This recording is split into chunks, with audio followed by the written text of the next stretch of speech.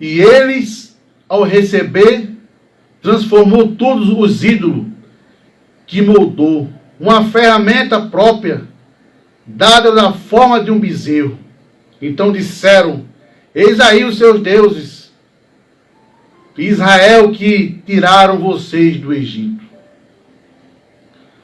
Veja que Arão incentivou o povo a fazer um bezerro de ouro. E a dizer que naquele momento, aquele bezerro de ouro foi que tirou o povo do Egito. O povo passou 430 anos sofrendo no Egito. Deus usou Moisés. Deus provou nos milagres, nas pragas. Deus tratou com Faraó, tratou com seu exército. Deus fez com que Faraó pegasse o ouro que ele tinha e desse para o povo. Deus fez o mar se abrir. Deus fez um grande oceano se abrir. Mais ou menos a 2.000 metros de fundura. E o judeu passou pelo Mar Vermelho. Mas ainda assim, os judeus, o povo de Deus, deixou se corromper. O povo de Deus deixou que o seu coração fosse ocupado por essa idolatria. Ocupado pela essa grande idolatria que Arão incentivou o povo. Arão foi incentivo para que o povo chegasse a vender a sua fé. Eu quero dizer uma coisa para você, meus queridos ouvintes: não venda a sua fé por nada.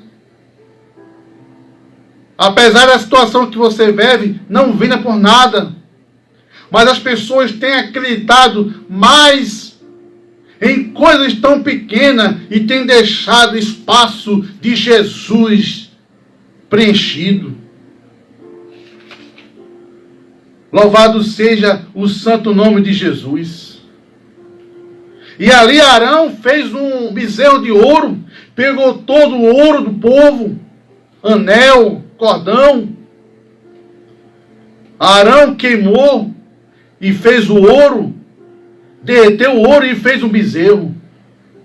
E disse para ao povo: olhe, esse bezerro aqui foi o bezerro ou foi o Deus que tirou vocês do Egito?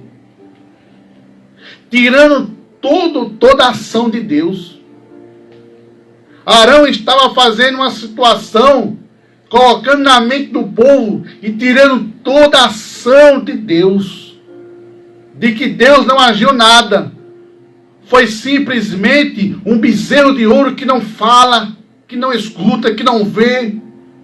E as pessoas estavam obedecendo mais um bezerro de ouro do que o próprio Jesus, do que o próprio Deus, que usava Moisés. Quando o povo reclamava, Deus usava Moisés e mandava comida. Deus tratou com o povo.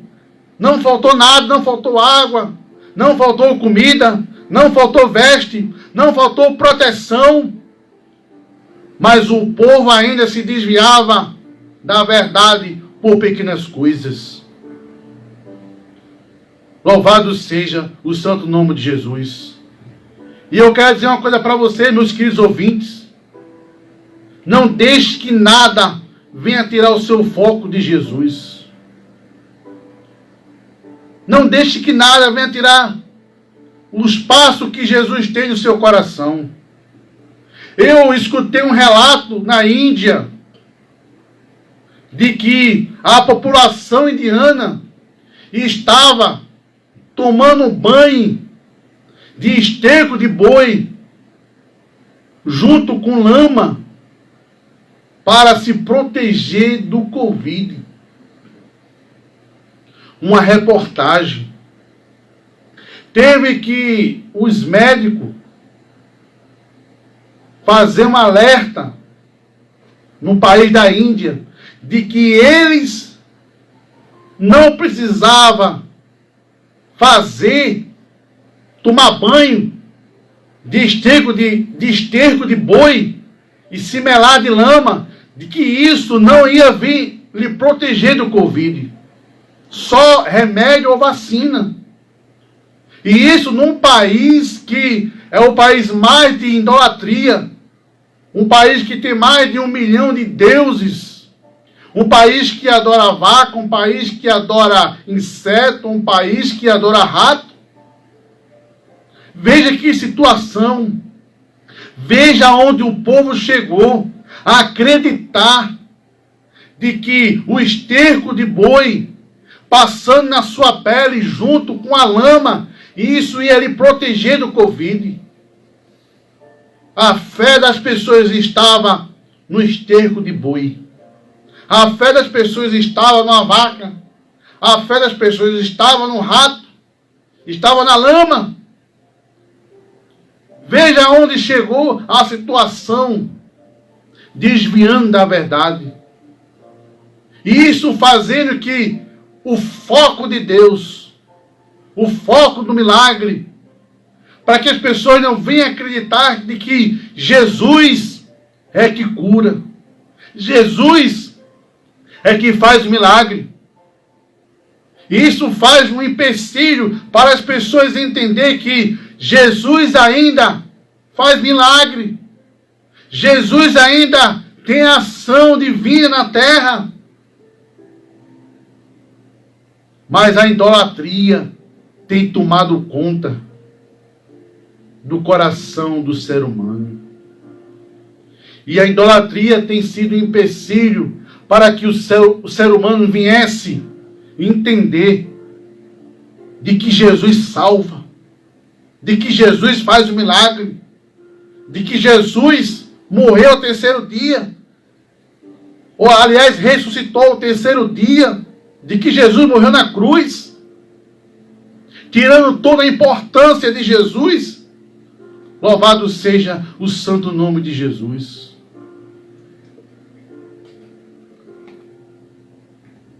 Isso era um problema na cidade de Corintos.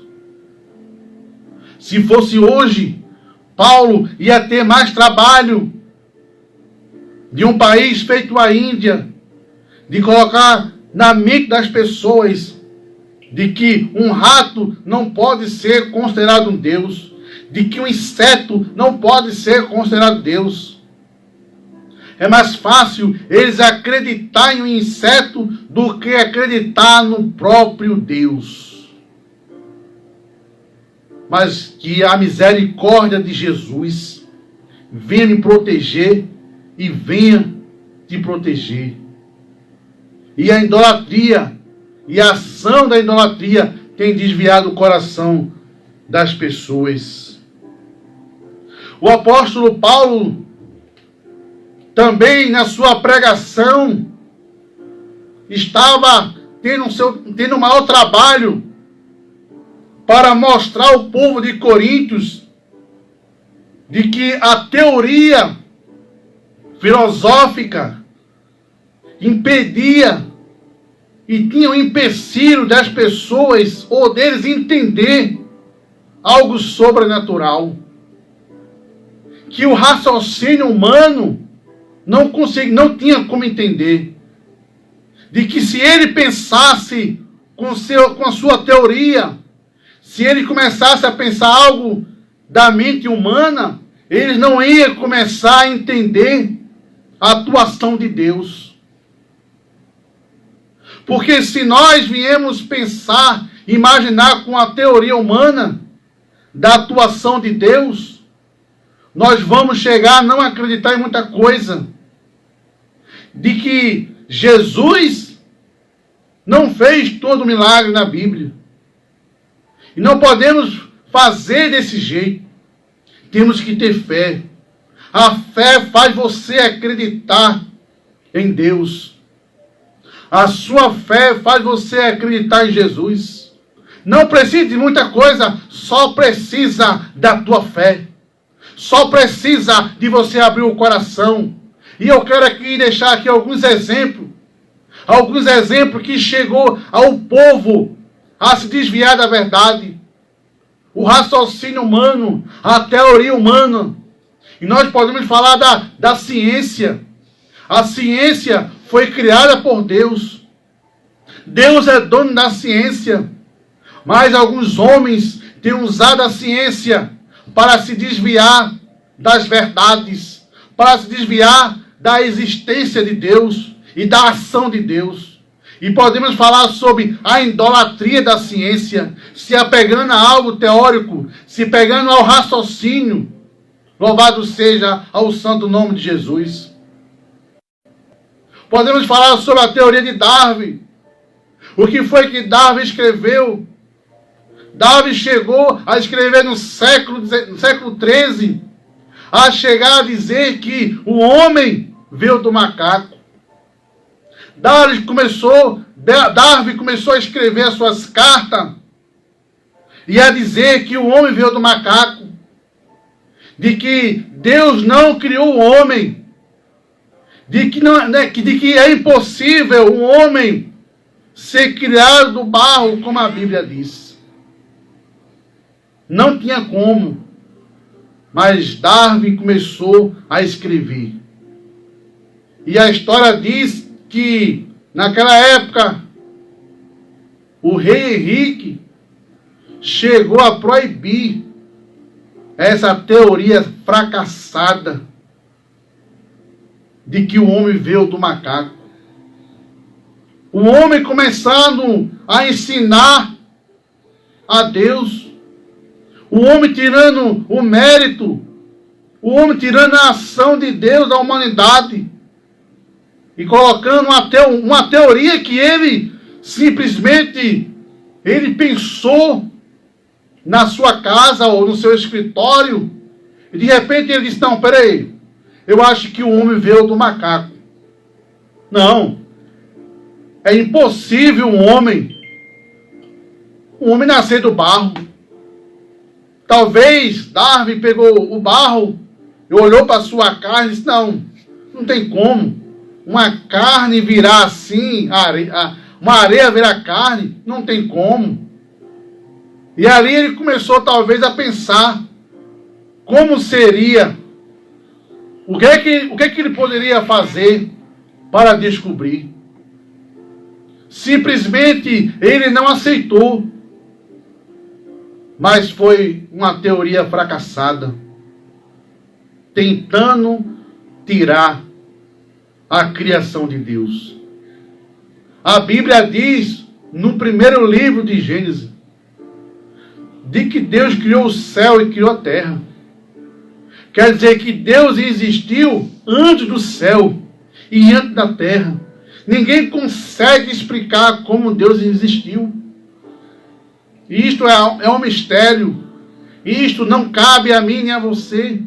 Temos que crer e acreditar. A Bíblia é um livro verdadeiro e nos mostra algo de grande importância. Mas o que acontece? O que acontece é que as pessoas não aceitam o que está escrito. E a teoria e o pensamento lógico do ser humano tenta desviar das verdades.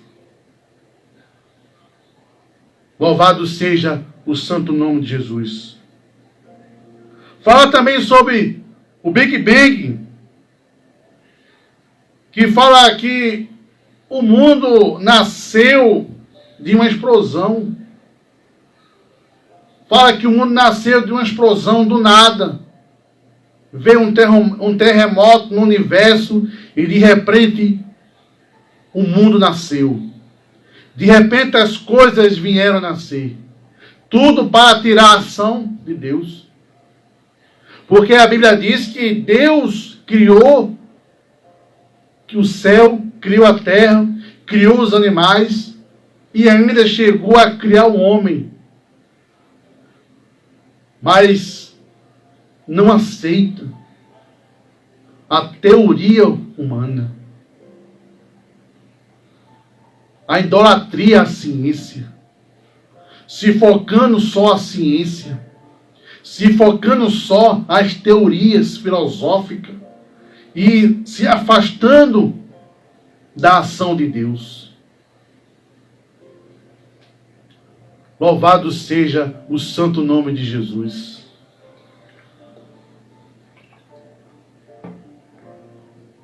E para nós terminarmos, Nietzsche, Friedrich Nietzsche, filósofo alemão, chegou a escrever em suas cartas, em seus livros, de que era impossível dizer que Deus existe, de que era loucura alguém dizer que Deus existe e que existe um Deus. O ateísmo invadiu o coração de um homem que era um jovem puritano, na igreja puritana. Os seus pais eram evangélicos. Ele nasceu numa igreja cristã, mas começou a estudar filosofia, sociologia, invadiu na área científica. E ali, a área científica tomou conta da sua mente. E ele começou a pensar, não, isso é impossível. Eu só posso dizer que algo existe se eu ver, se eu estiver vendo. Mas como é que eu posso ver Deus? Se nem mesmo Abraão viu Deus, Abraão viu a sombra de Deus. Um certo pregador contou uma história de que uma professora que fazia parte da classe do ateísmo perguntou ao seu aluno: Deus existe? Como é que você sabe que Deus existe? E aquele jovem disse para ela: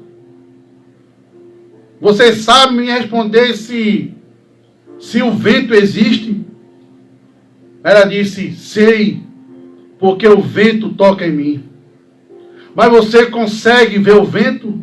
Ela disse: não, eu não consigo ver o vento, mas eu sei que o vento existe porque o vento bate em mim. E ele disse: assim é Deus.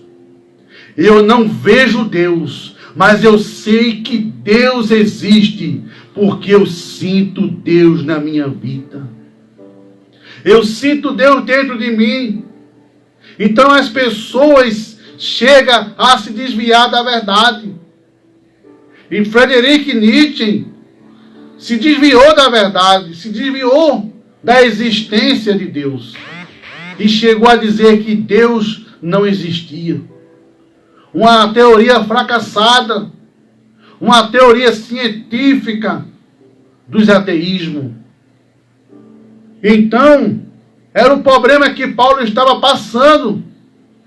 Paulo estava com dificuldade de enfrentar essas pessoas, enfrentar as classes filosóficas, os alunos que estudavam, porque Deus estava saindo da sua mente, o Espírito Santo estava saindo da sua mente, a ação de Deus estava saindo da sua mente, de que não existia o sobrenatural, de que não existia Jesus Cristo, um Deus morrendo na cruz e reconhecido pela humanidade como o Rei dos Judeus. Mas eu quero terminar essa reflexão nesta noite, meus queridos ouvintes da Rádio Tabocas FM, no programa Brasil com Cristo, de que Paulo tentou trazer para o povo de Coríntios o propósito de Jesus na cruz. E de que o propósito de Jesus na cruz foi para salvar a humanidade. Em toda a sua pregação, Paulo falava para os coríntios: ó, você me conhece, eu falo mais de um idioma, eu sou da classe judaica, sou fariseu, sou um doutor da lei, vocês sabem que eu tenho uma boa oratória, mas isso não é mais importante para mim. Eu não estou aqui trazendo para vocês uma mensagem de uma teoria humana, uma sabedoria humana. A minha sabedoria dessa mensagem que eu estou trazendo para vocês é de Jesus. É do Pai, do Filho e do Espírito Santo. Eu quero dizer para vocês que eles têm uma grande importância na sua vida. De que Cristo é mediador, de que Cristo é mais importante para a salvação. Você chega para umas pessoas quando está uma roda de amigos sentado. Você chega para falar de Jesus, você chega para falar de salvação, eles não conseguem entender. Salvação? Que salvação é essa? Eles esquecem da salvação, esquecem de que Jesus é o Salvador. Eles começam a ignorar e a pensar: como é que só vocês são salvos, vocês que aceitaram a Jesus são salvos? Como é que é isso? Eles não conseguem entender, porque a sua mente está longe. A rejeição. Mas eu quero dizer uma coisa para você, meus queridos ouvintes da Itabocas FM. Hoje o Evangelho está assim na bandeja pregado.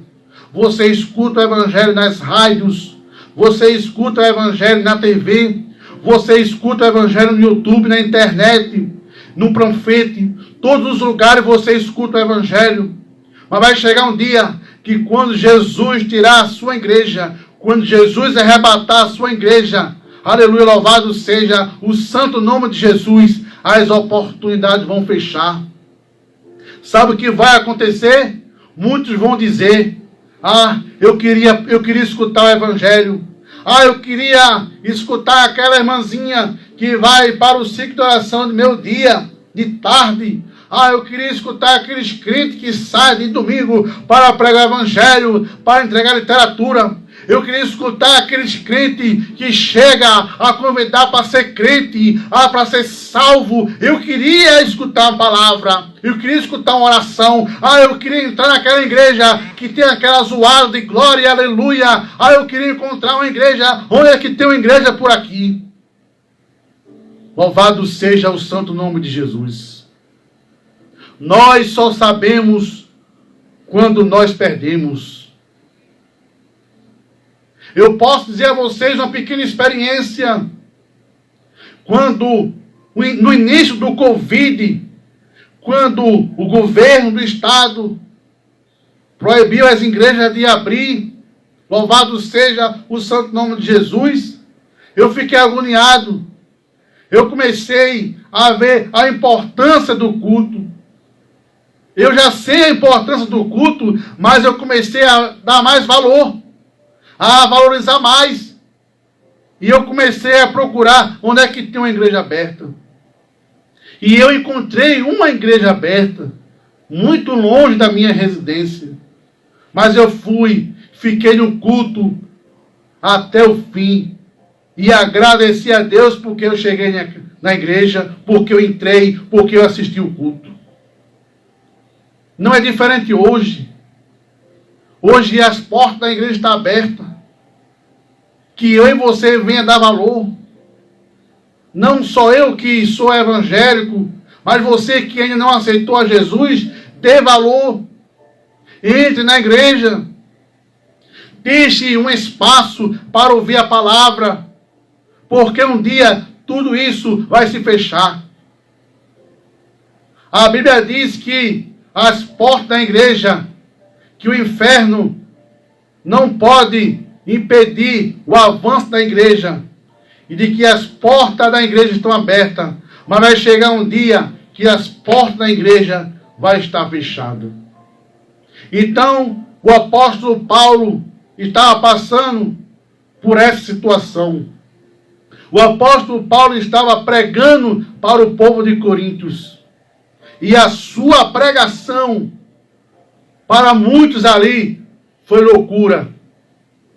De rejeitar a teoria humana, de rejeitar a teoria filosófica, de rejeitar os estudos, de rejeitar o raciocínio humano, as escolas que existiam lá em Coríntios.